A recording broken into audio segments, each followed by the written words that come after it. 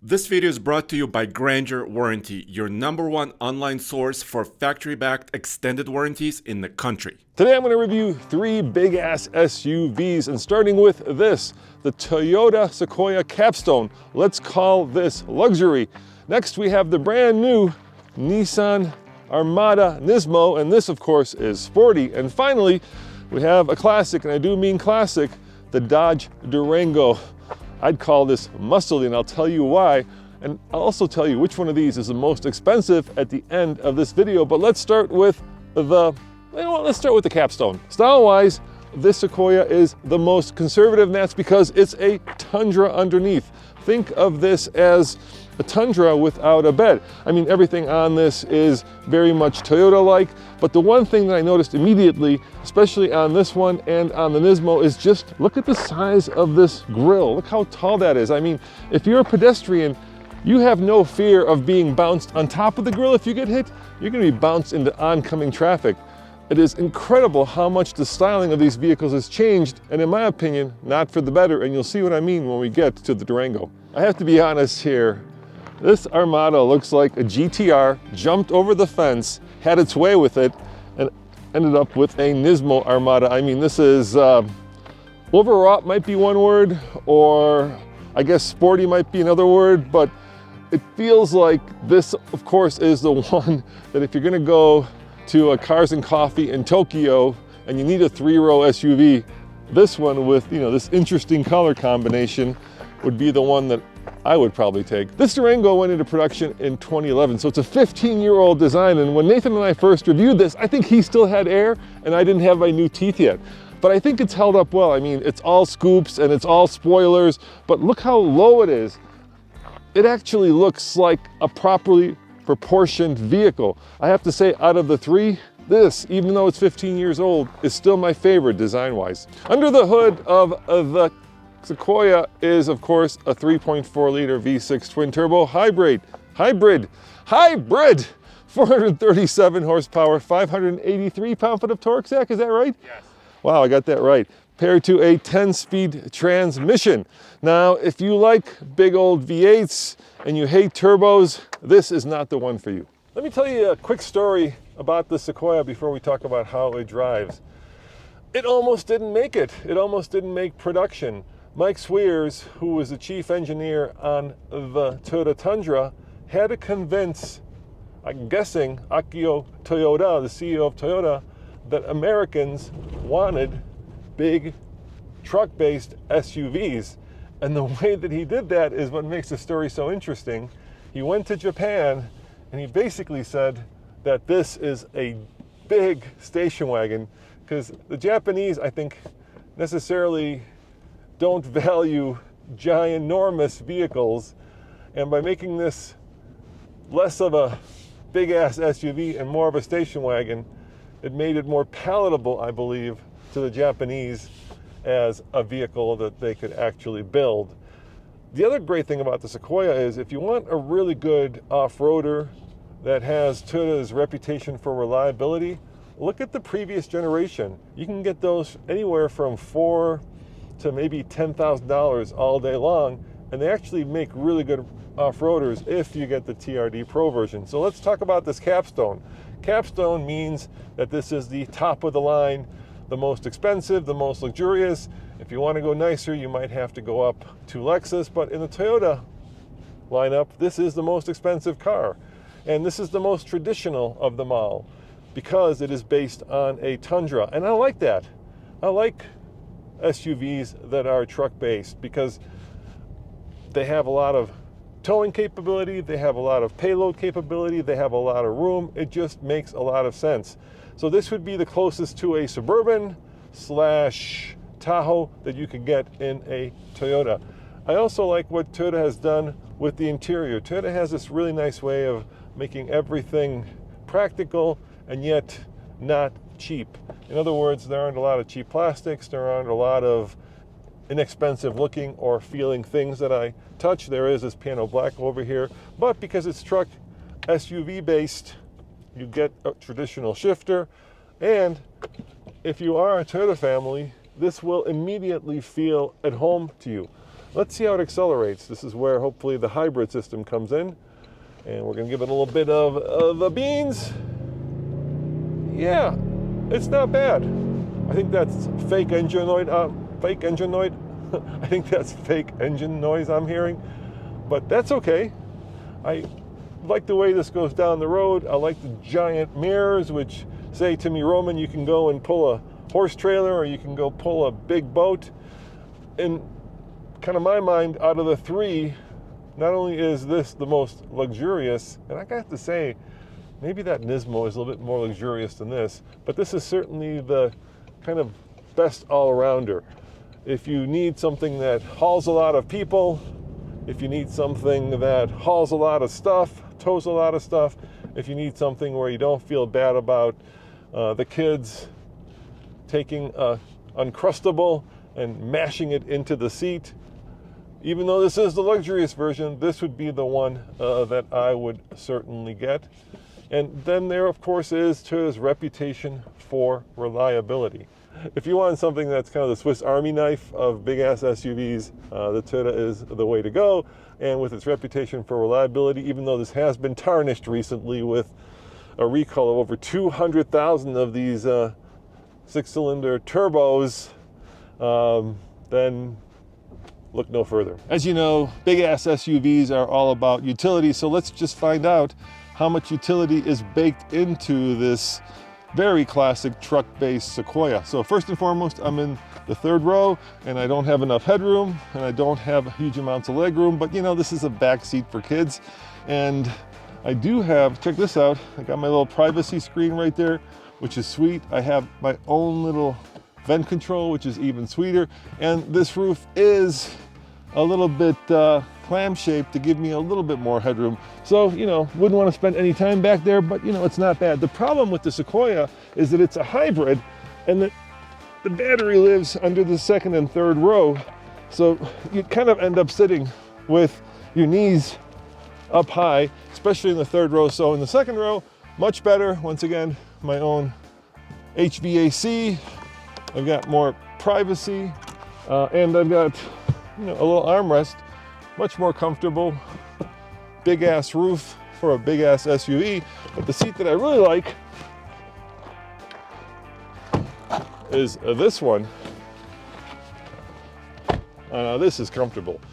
This is luxury because in the front row, I have tons of shoulder room, tons of headroom, and of course, I am sitting where I like to sit, which is behind the steering wheel. If you love the Tundra, of course, you're gonna love the Sequoia. It's got real buttons and a lot of them. This is actually very old school. We, of course, have 2 high, 4 high, and 4 low. We have different drive modes. And best of all, this is the only hybrid in the group, which usually means for most people that it's very fuel efficient. Unfortunately, many hybrids are meant for power and not necessarily fuel efficiency. So this vehicle will tow almost 9,000 pounds and still gets a respectable 20 mpg. Now, when I was a kid, my dad's LTD could barely manage 12, and yet here I am in this giant truck of an SUV and we're getting 20 mpg combined. That's pretty good. So all in all, it's a very somewhat luxurious car. I guess if you really want luxury, you may want to go up to, you know, the Germans or maybe the luxury brands that the Japanese do, like Lexus and Infiniti. Overall, though, for $89,000, Toyota does provide a lot of value and a lot of utility. Hey guys, I interrupt this video for a word from our friends at Grainger. Grainger Warranty is your #1 source for peace of mind. What do I mean by that? When the warranty on this Sequoia expires, the factory warranty, then you can go to Grainger and get an extended warranty. And best of all, they use factory mechanics, they use OEM parts, so that even with a car with a reputation for reliability, you will always be covered using Grainger Warranty by clicking on the link below. Under the hood of the Nissan Armada, surprise, it's also a V6 twin turbo. This one puts out 460 horsepower and 516 pound-foot of torque, and it's paired to a 9-speed, so one less than the Sequoia. Now, for all those turbos and for all that torque, this is a big old beast of a SUV, and it's surprisingly slow, actually. The thing that immediately strikes me when I get behind the wheel is just how big and tall the hood in front of me is. In the open of this video, I was talking about just how ginormous the front ends of these SUVs have become. Very much truck-based SUVs, even though there's no more Titan to base this on, have these enormous grills. And I'm not sure I love it. I'm not sure it's great for pedestrian safety, but it is where we're at today. But of course, you care more about how this drives. The thing that immediately hits me is that this does have air suspension, and it does ride the best of the three. I feel like I'm just gliding down the road, even though this road is not perfect. It's also the quietest of the three, by far.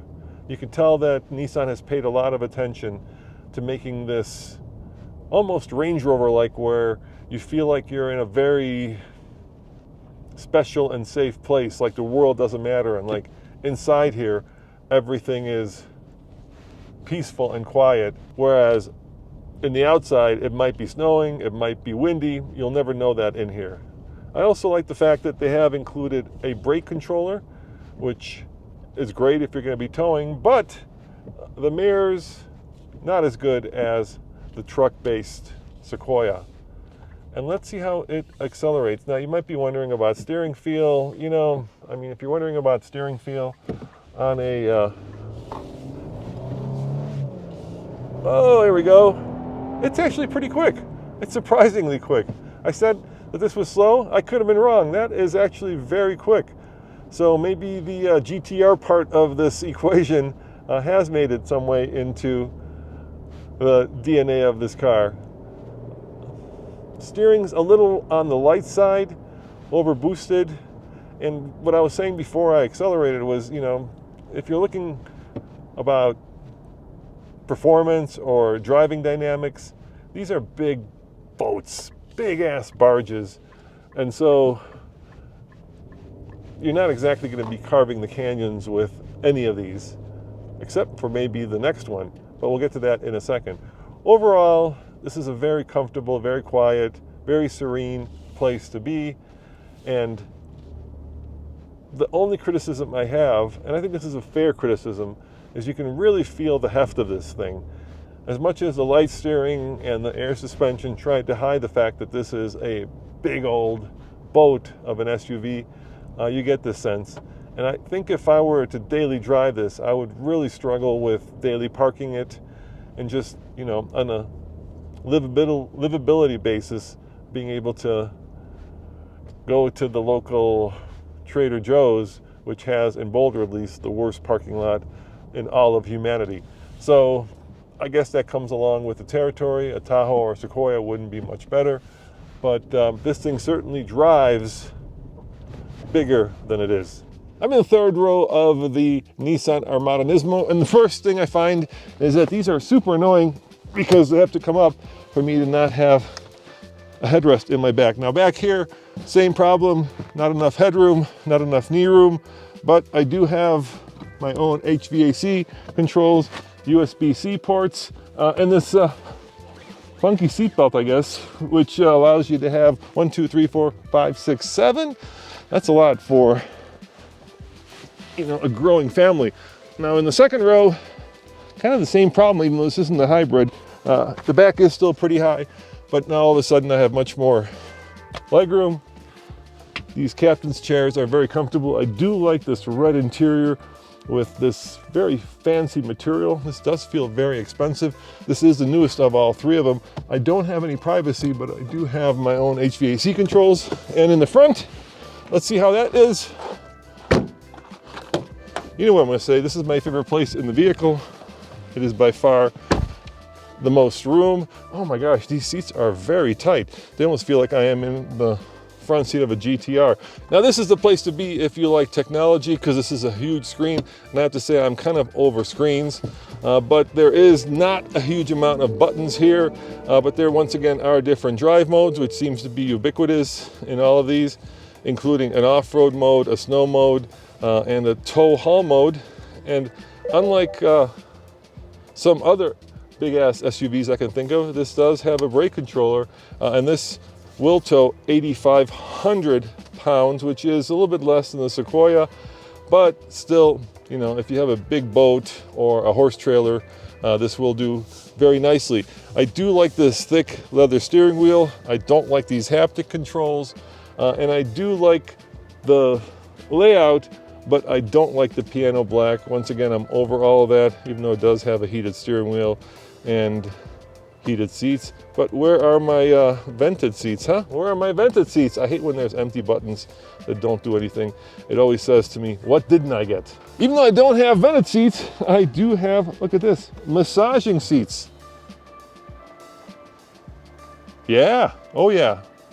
Yeah, no, I'm not a big fan of massaging seats. It just feels like somebody's kind of kneading my back in a very awkward way. Now, this does have a little bit worse fuel economy than the hybrid, 17 mpg combined. Just wait till we get to the Hellcat. Surprise! It's a Hellcat, which means it is not turbocharged, it is supercharged. It is a 6.2 liter Hemi that puts out, get this, 710 horsepower and 645 pound-foot of torque. Of course, mated to an 8-speed automatic transmission. Now, all of these are all-wheel drive, but this one by far is the fastest. Now, forget about the fact that they said like 15 years ago that they weren't going to build any more Hellcat Durangos, and they kept building them. That's just don't even think about that, unless of course you bought one and then you're probably pissed off. I remember when Nathan and I first reviewed not the Durango, but this Durango Hellcat, and you know, we were enthralled and enamored by the powertrain in this. I mean, how could you not be? 710 horsepower after, of course, they had created the Hellcat Charger, the Hellcat Challenger, the Trackhawk, and then finally they put it in a big 3-row SUV, and it kind of spoke to, at least at that time, this thought that you should just Hellcat everything. And that's what Stellantis, in this case, Dodge is going back to, because it's a formula that was successful back then, and it's a formula, especially for all you Hemi lovers, that is probably successful today. But once upon a time, 710 horsepower was a boatload.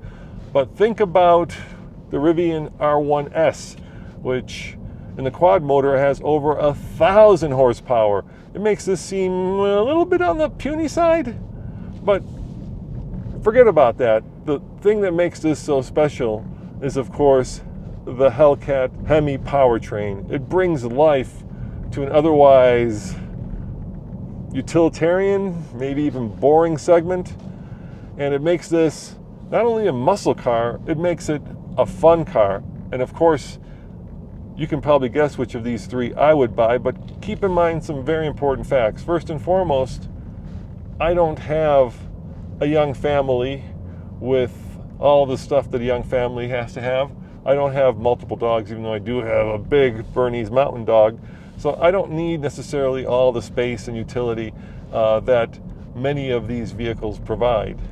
To me, at that point in my life, when I first reviewed this would have been the perfect answer to the question. My wife wants something that has a lot of utility, but I want something that has a lot of, as Nathan loved to say, lead in the pencil.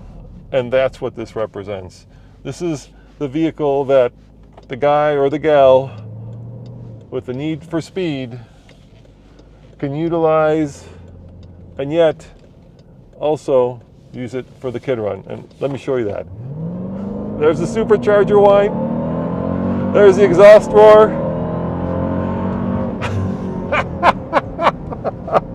Come on. That is worth the entry fee. And even in terms of driving dynamics, this does feel, even though it's the oldest vehicle here, still the most put together. I mean, there is actual steering feel here.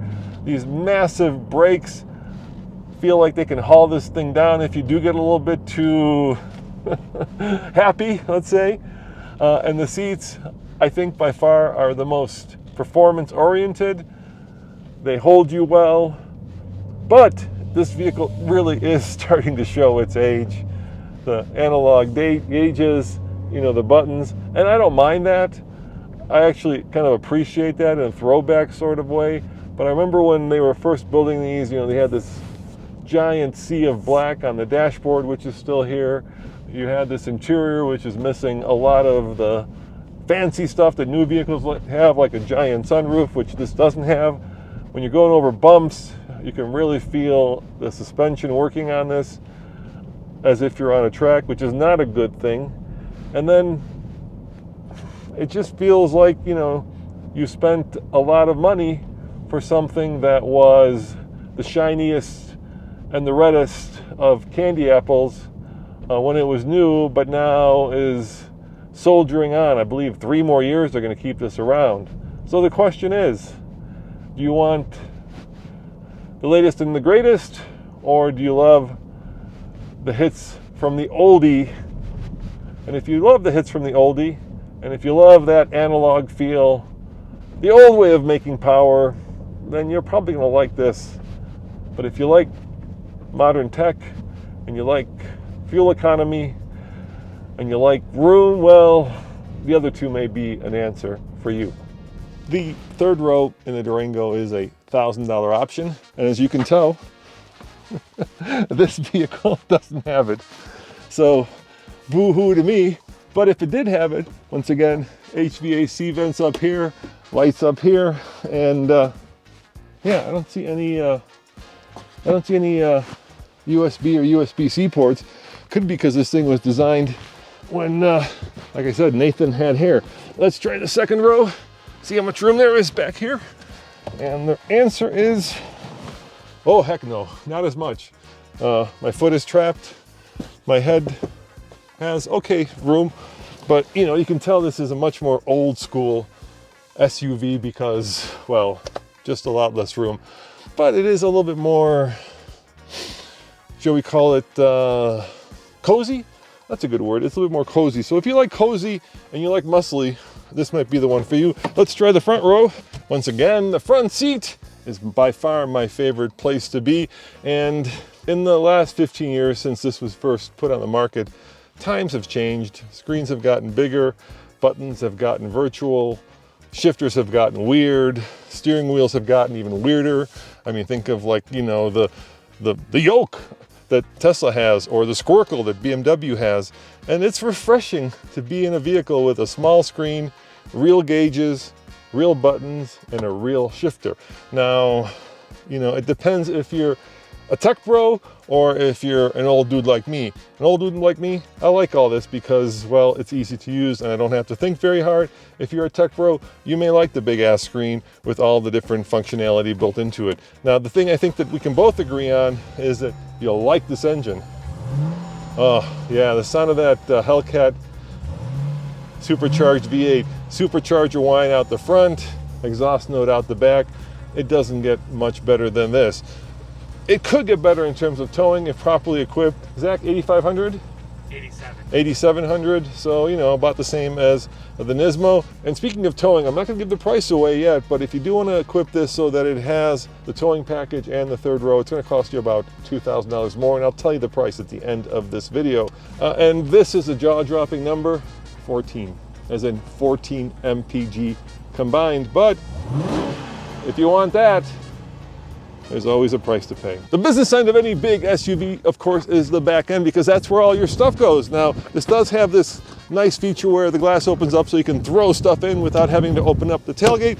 But if you do want to open up the tailgate, you push this button and you get almost 50 cubic feet of space with the third row down. There is this clever feature where you can move the seats back and forth. And of course, this being luxury, you don't want to have to actually manually lift up the rear seats, but you could do it with this beautiful dance electrically. Now, there is an Achilles heel that all of these SUVs share, and that is when you've got this third row up, and let's say you've got your small soccer team of kids, there's no room to put their cleats and balls and whatever small soccer teams of kids bring out when they go play soccer. But overall, Toyota has thought of room for a growing family with multiple dogs. There's a lot going on in the Nismo Armada. Now, Mary, back here, is this a diffuser? Is this a splitter? Or is this a skirt?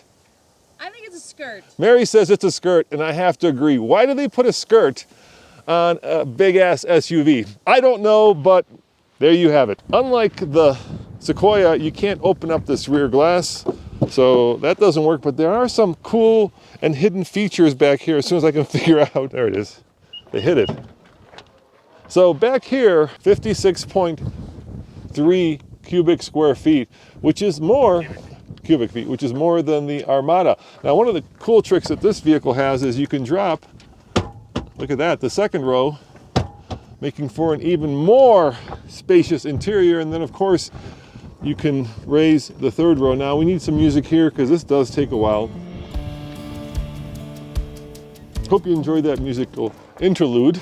But the clever feature that this car has is these two buttons right there. And you may be wondering, what do they do? Well, they lower it or raise it depending on if you want to have your pooch jump in here. In other words, this Armada has air suspension and you can raise and lower the car to make getting in and out of it easier, which is pretty darn cool. Same Achilles heel, not a lot of space back here.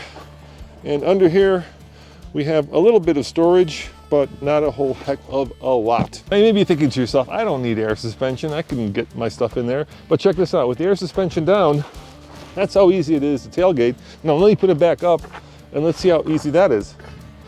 Up, up. There we go. Let's try to get in now. See, it takes a little bit more work.